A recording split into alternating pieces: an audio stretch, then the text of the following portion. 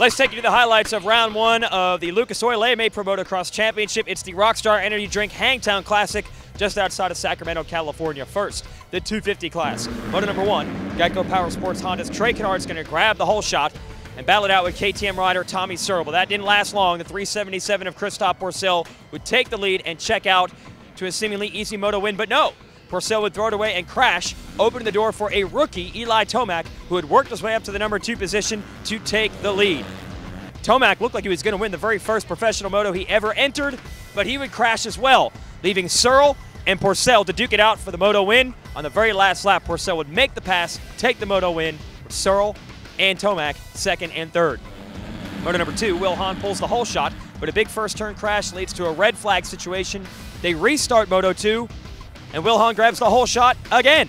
The big difference, though, this time, Tomac had a good start, was right behind him, but not for long. Tomac took the lead and took off. An amazing performance by the rookie, who would hold off his teammate Trey Canard to win his second professional moto. The real question was, could Pourcel come through the pack and upset Tomac for the overall? He came close, passing riders all the way down to the last lap to get third. His 1-3 scores matched Tomac's 3-1, but the tiebreaker is better finished in Moto 2. That means a pure rookie in his first pro race, Eli Tomac, wins the 250 class at Hangtown. An amazing upset. Now on to the 450 class. Chad Reed had a lot of doubts coming into this race, but he erased them as soon as he grabbed the whole shot on Moto 1 and left the field in his wake. The monster Kawasaki rider was untouched on way to an easy first moto victory. The battle was on behind him. Davi Millsaps, Josh Grant, Mike Alessi scrapping, duking it out for the second, third, and fourth spots. And Ryan Dungey, your new Monster Energy Supercross champion, well, he was nowhere to be seen. Stalled the bike early on and struggled coming through the pack.